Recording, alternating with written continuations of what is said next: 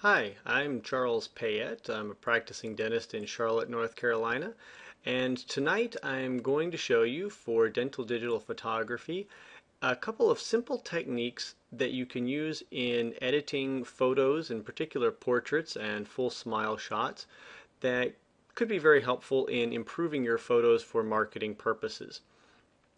To be clear, I do not condone any form of editing of the smile itself, of any dental work that you've done, as I believe that can be very misleading and is not helpful for existing patients or current patients or potential patients. Don't lie with your marketing. But at the same time, we certainly want to put our work in the best manner out there. And there's some simple things sometimes that will just get in the way of that a little bit. And in particular, things like wrinkles, unwanted facial hair, sunspots, things like that.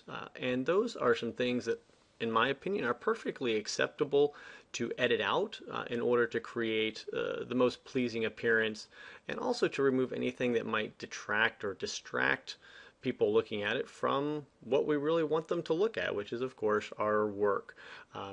To put it in the best light so that hopefully they'll actually want to come in and see us, they'll be impressed, and they'll want us to do their work for them. But that's why I do stress that nothing in the smile and the work done should ever be edited.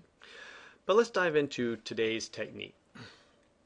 We're going to start off with this photo that I wanted to use for the denture website page on my website, smilesbypayette.com. This was done with Brian Carson of Signature Dental Lab in Fayetteville, North Carolina, and the patient was very pleased. We were too. But as you can see, and this is a female, she has a little bit of facial hair here, and I quite frankly thought that that would detract or distract anybody viewing the photo from what I want them to look at, which is a smile. So let's say you run into that. She has some very minor little spots.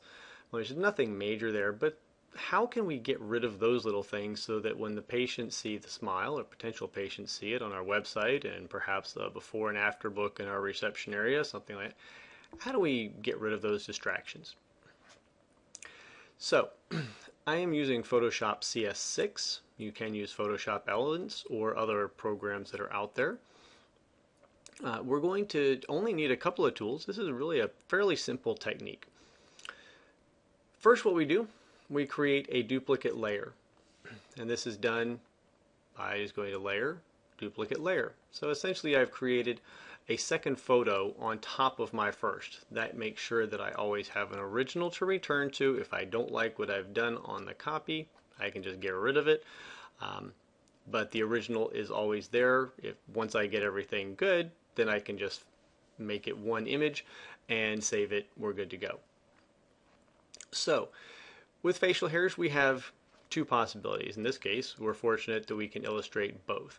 We have some lighter hairs, some white hairs against the darker skin, and then we also have, some much darker hair against lighter skin. To get rid of these hairs, we're going to use one tool, but two different modes. The tool that we're going to use is called the Clone Stamp tool, here on the sidebar. Clone Stamp tool. As you can imagine from the name, we're cloning areas. Just like the Clone Wars, we're copying. But instead of copying a person, I want to copy just this area of skin over that hair. Or in this case, perhaps this area over this, but without making it look fake or not like skin. So there are two modes, as I mentioned, that we were going to use.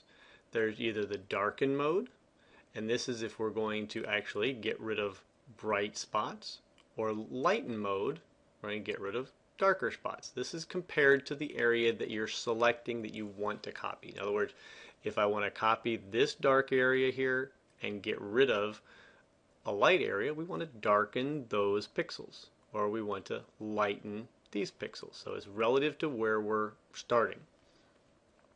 So let's start with the bright hair. So we want the darken mode. We use the Alt key, press and hold it down, and I'm going to just touch the mouse right there because I want to copy that area. I use the clone tool and I'm just going to kind of paint over it.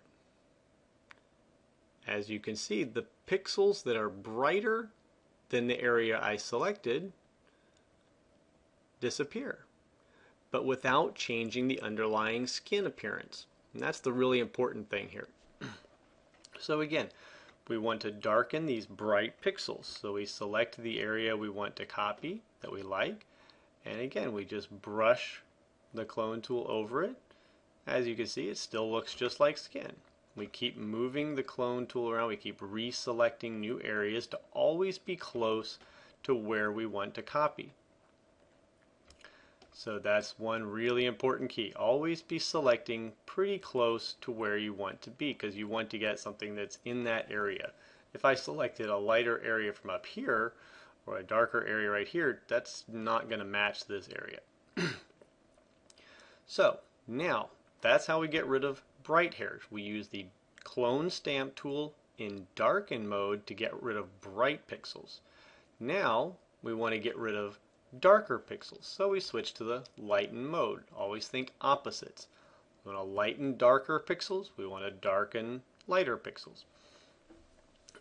So again, now let's actually go over here to this long one right here because this is a pretty big one. So again, select an area really close to it and we just start painting over it, just like a brush. Always keep moving the selection where you're copying from around. Just makes it easier to make sure that you're getting the brightest. So again, all it's going to do is get rid of those really dark pixels and leave pixels that are going to match the area around it. So with the photo like this, where there's a lot of these areas, this can be a little tedious. Once you get a little bit faster, you just kind of keep moving. You can get pretty quick about it. But as you can see, each time I do this, I'm only painting away the darker pixels that I don't like. I said, obviously, if you take a look at my website, smilesbypayette.com, and you look at the denture page, you can see the final result.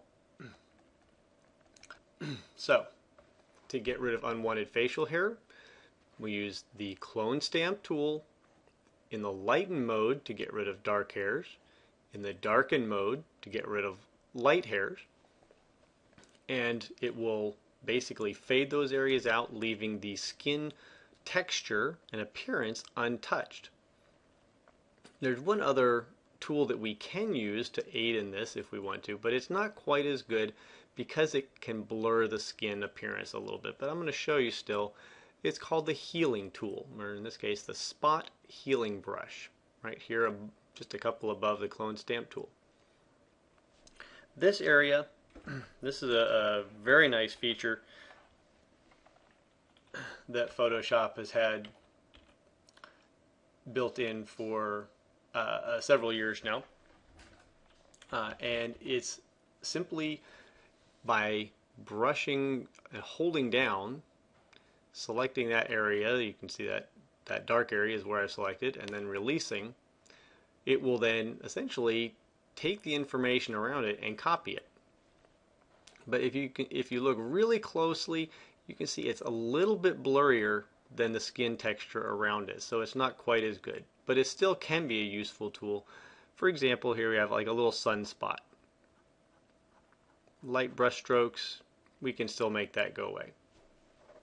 The healing tool can also be particularly useful when getting rid of little dust spots. You may see a little spot here. That's actually a dust spot on my camera sensor. Again, would patients really see that? Probably not. But just in case, use a spot healing brush, just go over that a little bit and make it disappear. So, that is how I recommend you use Photoshop to get rid of minor facial blemishes such as unwanted facial hair, sunspots, moles. You could use it for acne scars, anything like that, to to get rid of anything that might detract or distract potential patients from what you want them to focus on, which is the work that you want them to see. So, I'm Dr. Charles Payette of Dental Digital Photography. Thank you for your time.